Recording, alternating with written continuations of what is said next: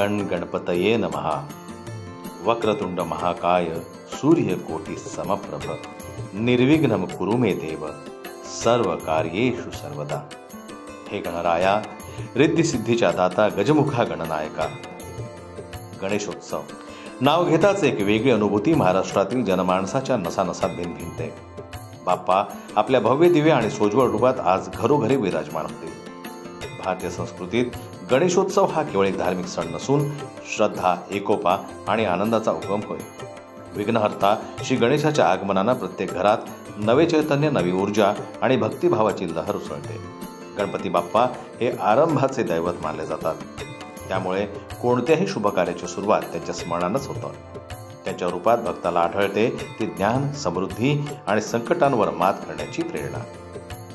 धार्मिक महत्वाबरोबरच गणेशोत्सवाचे सामाजिक आणि सांस्कृतिक मूल्य देखील अफाट आहे. हा सण केवळ पूजनापुरता मर्यादित राहत नाही, तर लोकांना एकत्र आणतो.